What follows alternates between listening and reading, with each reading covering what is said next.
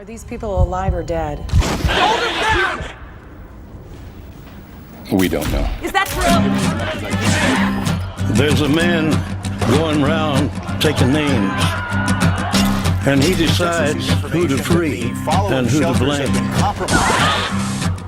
Everybody won't be treated all the same. There'll be a golden ladder reaching down. Welcome to the Secret Cavern this week. Before I begin, maybe, and we get into our zombie theme, as you've probably seen from our intro, I want to tell you first, my advisors are saying, hey, to really connect with the crowd out there, you got to look like one of those fat comic book guys. This is a suit. I'm really not that overweight. I'll take it all off in one of the future episodes. I'm a lean 165, 175. We'll show you that later, but just so you know, this is so I'll connect with all those comic book nerds out there. As you can see, we've been playing Night of the Living Dead.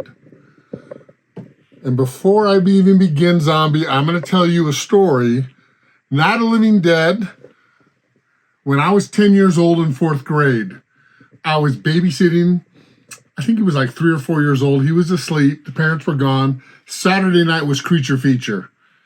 They played Night of the Living Dead, almost uncut, which was unheard of back there in 1974, on TV.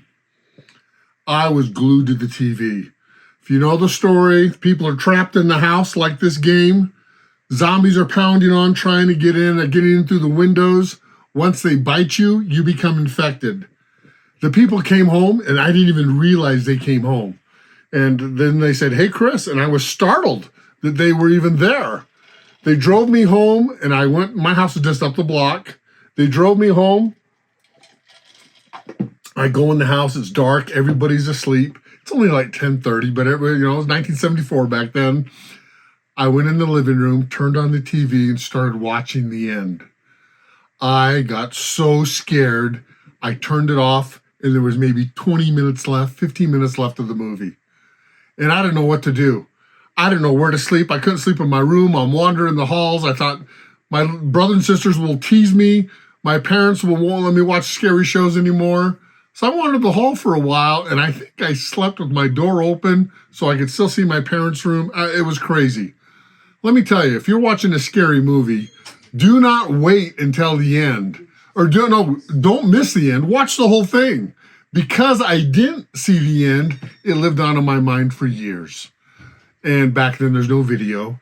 I think I waited 6 or 7 years before I ever saw the end of Night of the Living Dead and realized what happened. And the ending, of course, is not very uplifting either. But zombies were set in my heart, a terrifying thing for me. So as you can see, zombie games. We got the Zombie Times here.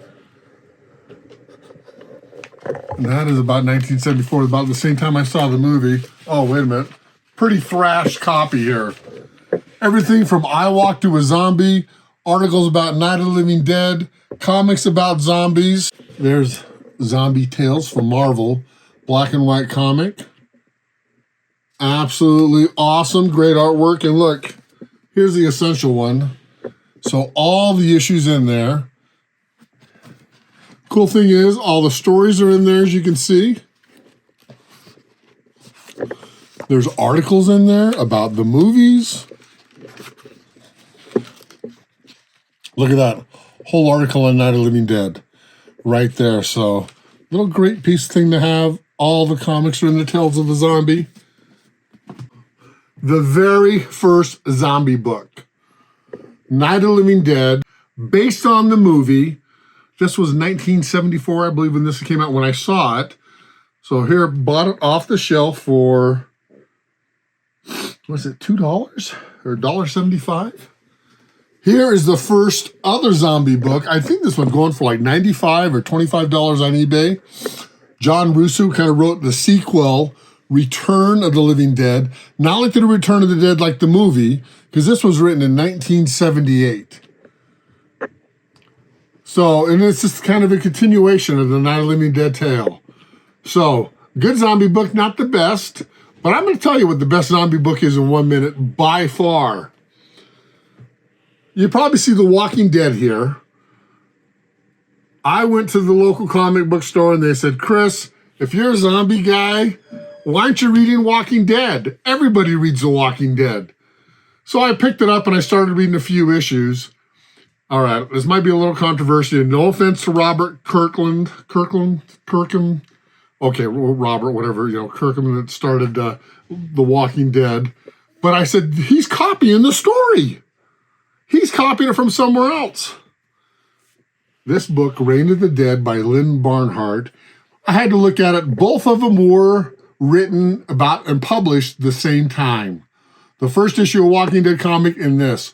So I'm not sure who copied who, but instead of like the lead character Rick being in a hospital, the lead character here starts off, and let's see, I forgot his name. I don't think it was Rick though. Starts off, he goes away, he's a CEO of a company, and he goes away for a month at a time, a month every summer, just to kind of ground himself again and then come back and works hard all year. He's coming back from his month-long vacation and he's driving back in. And of course, when he drives back into the town, it's Zombie City, apocalypse. This story here, very similar to the first few issues of Walking Dead. The thing that I like the most is they kind of said, why do zombies bite and eat? Some people say that's, well, they need fuel, they need to eat. In this, it kind of explains the zombies bite, that's how they procreate, right? How they multiply. So that germ, whatever's inside, causing the zombie plague, they bite each other because that's how they procreate and create more zombies. So he's got this one, second novel, Apocalypse End. Oh, what happens here? Oh, they all go to a prison and get in the prison and build it up so zombies can't get in because they're totally protected. What happens? Oh, a gang attacks them while they're in prison. So similar to The Walking Dead. I'm telling you, the same.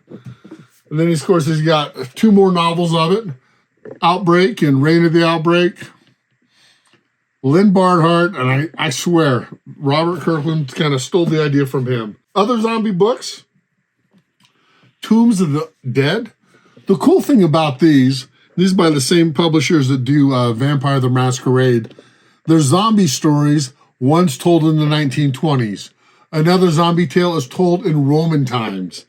Another zombie tale told in modern times. So each book has a different time period, Old West zombie tale. So if you pick these up, these aren't bad. But to tell you the best is Rising by Brian King. If you haven't read this by now, go out, download it on your Kindle, go out and buy it off Amazon. I rarely see it in bookstores. The Rising is by far, hands down, the grittiest, visceral zombie book you'll ever will read. It kind of goes on the premise, if it's an mammal, it can be a zombie. The birds are zombies. Animals are zombies. A guy goes in hunting, he hits a deer, and the deer gets back up and he goes, why does that deer look kind of mangly? Because the deer's a zombie and it's a trap just to kill him. So how can you get from your house to the store if everything is a zombie around you? It is crazy. The first chapter starts off, the guy's in his bomb shelter and his neighbors, the zombies can talk. It's like The Exorcist meets Night of the Living Dead. The zombies are possessed. They talk. They're pounding on things saying, get out of here. His wife saying vile things that she's done with the neighbor's husband. It is gritty. It is terrifying. But he gets a phone call from his son. And his son's like in New Jersey, 3 states away. And says, Dad, Mom's turned. I'm up hiding in the attic. Please come and get me. And so that's the story of him going to find his son. Crazy trip across the East Coast in America. Super dangerous. And you were like out of breath reading this because you're so scared. Because like for him to get to his car is a whole adventure. Fighting off all kinds of things. Yeah, it's absolutely terrifying. He wrote quite a few of them. We got City of the Dead, which is a sequel to The Rising. Dead Sea, which all takes place on the ocean. They're good, but nothing socks you in the stomach, a gut punch, like the first Rising. Absolutely terrifying. One of the best zombie books ever. He wrote one more, and I think I mentioned it on my first broadcast. It's called Ghoul. And it's about, think the Goonies meet Night of the Living Dead. 3 boys are friends, and in one summer, their local little cemetery in their small town unearthed a crypt that housed a ghoul. The ghoul gets up, feeds on dead flesh, so not on living flesh, so eats corpses or dead flesh, and nobody believes the boys, and the boys think, we got to kill this thing ourselves. And so the story is about the 3 boys that nobody believes, all like 12 years old, for their summer killing the ghoul that is terrorizing the town. What a adventurous read. I think that's it for our zombies. As you can see, we got Marvel Zombies, Night of the Living Dead. We got our travel zombie game. Zombicide keeps coming out, and they just keep getting better and better. Once you kind of get the rules down and play, it does have that suspense feeling, you get that overwhelming feeling of dread. I'll tell you what it kind of reminds me of sometimes, and we'll talk about it if we talk about space games. Space Hulk game. It's kind of zombie-like a little bit, but you're a space marine facing aliens. All right, to take a little break and just talk about some zombie movies that maybe some you really heard of, but some you probably never heard of. My first one is Feast. This came out in 2005. Ben Affleck, Matt Damon. It was one of those Project Greenlight movies. People stuck in a diner, flesh-eating monsters attacking them. It is funny, hysterical, edge of your seat. It's violent, gory, visceral. This is a great film. I think they went on to make 4 or 5 more of them.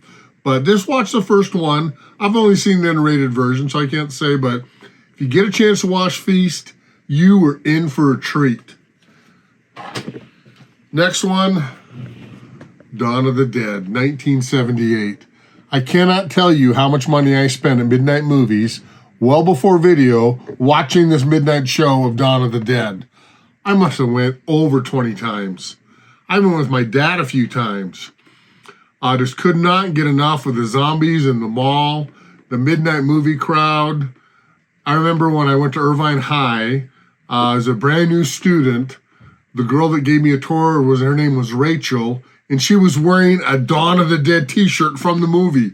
That was impossible to get back there in 1980, just 2 years after. I said, where did you get that? Rachel, if you're ever watching this, I mean, that was, 50 years ago? Had a little crush on you. A lot of it was because of the shirt. I love the shirt. When this was remade, what year was it remade? 2004, Zack Snyder. I would say, if you've seen it, watch it again with the uncut version. It is more intense, more suspenseful. I don't know why I guess it was too graphic for the movies, but the scenes they added in there just rank up the tension and suspense so much more. Zack Snyder's masterpiece, Dawn of the Dead. I must have seen this one 50 or 60 times. So many times. I just love that story. Zack Snyder, a crowning achievement. The next one is by a director you all know, Peter Jackson. Lord of the Rings, you know that guy? Well, one of his first movies, and it was in 1992, Dead Alive. Starts out in Sumatra. They get this rat monkey, bite somebody. Before you know it, there's zombies loose everywhere, and they bring the disease back. They're all in this mansion house, and zombies are just all over attacking. There's a scene where our hero is stuck in the shed in the back, looking around the lawn tools. He opens the door and comes out. He's got a lawnmower strapped to his chest, starts it up and starts going like this to walk through the zombies. Great film, very much over the top. The last one, I guarantee you haven't seen, is a French movie called The Horde. It was made in 2009 about a group of crooked cops whose buddy gets killed by this drug gang who live in this high-rise apartment building that the cops won't even go in, and they decide to go in and get revenge for their friend. And the gang, of course, is like on the top floors. They get up there to take the gang out right when the zombie virus hits. So they got to fight their way out of the building full of zombies. So intense, so good. There's a scene where they're in the parking garage and one of our heroes is swinging a machete. I don't know how they filmed it because the zombies are raising there trying to get it. Hands and fingers are just flying everywhere. Amazing scene. Very intense, great show. So, watch them. You're going to love them. Please comment if you've seen any of those. And maybe if you have a recommendation. I've seen almost all of them. All zombie movies, but let me know. I think that's it for this week. Thank you for tuning in. Tune in next week when we are going to talk about the Man of Bronze, Doc Savage, one of America's first superheroes. Thank you for listening. Subscribe if you like. If you see something you want us to talk about, please do. And remember the rule of the Secret Cavern. Don't touch my stuff. That awful creature.